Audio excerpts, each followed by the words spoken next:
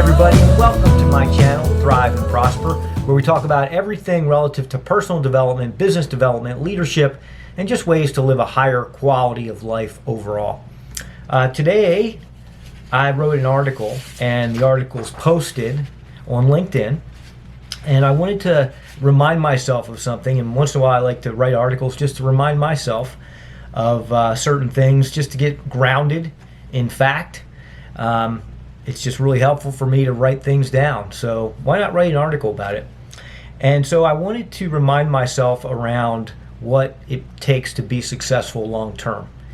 And sure, you hear about all these overnight successes, and it's fun to hear about overnight success because it gets you motivated, right? It makes you think, well, I can do that too. But the truth is, in 99% of all cases, it takes a lot of hard work, it takes a lot of patience, and it takes incremental change. It takes doing the little things every day, day after day after day, week after week after week, in order to scale up so that one day you are successful and you have that long-term success that really sticks. So the article I wrote is just about that. And I say, I use examples about how everything right now, you can get it right now, and you can get it conveniently. You want to order food, DoorDash, boom, right at your doorstep. You want to get a gift for somebody or have something delivered to your house, Amazon.com, online ordering, whatever you want to do. And we become used to that. So we think that's the standard, but it's really not. In most cases, you need to wait and you need to practice patience. Certainly true when it comes to developing a business or building a business or anything else for that matter, even your fitness, but we're going to relate this to business. So I wanted to use my experience as an entrepreneur for this example. So back in 1997, I started a video company called Spinnerville Cycling, and it was an extra indoor training videos for competitive cyclists, triathletes, cyclists, mountain bikers.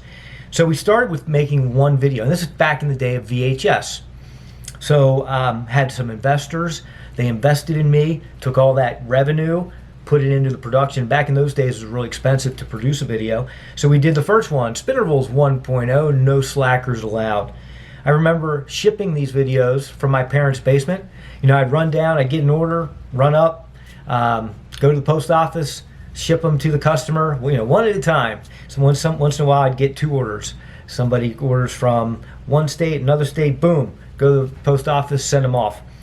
Took all that revenue that I was generating, people liked the videos, so it started to grow. Sales started to grow, but it was not a big deal. But people started to like the videos, and I took all that revenue, and the following year, I decided, okay, I'm going to make 2 new videos.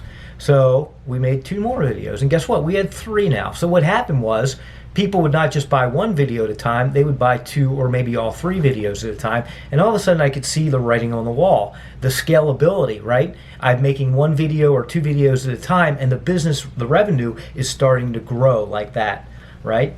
So the following year, I took all the revenues, and I started investing more in marketing and a couple new videos. And this was year 3 or so. And I was selling, again, the business sales started to grow, and every year I exponentially grew my revenue and my profitability.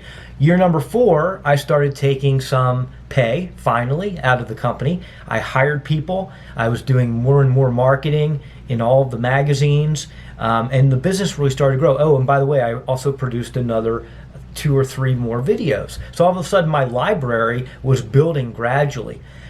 But anybody back in those days, and we're talking about the late 90s all the way through 2010, when they saw my video company, they saw what was becoming a very successful video company, but what they didn't see is how slowly it grew. It was very incremental. And I wasn't hitting home runs. I was just producing a new video every year, and it just grew and grew and grew very gradually. And my point in this article is you need to have that mindset where you hit a single every day. And that's what I was doing. Every new video, I was just hitting a single. I was just moving the players around the bases. And what happened was over time, I was just starting to score.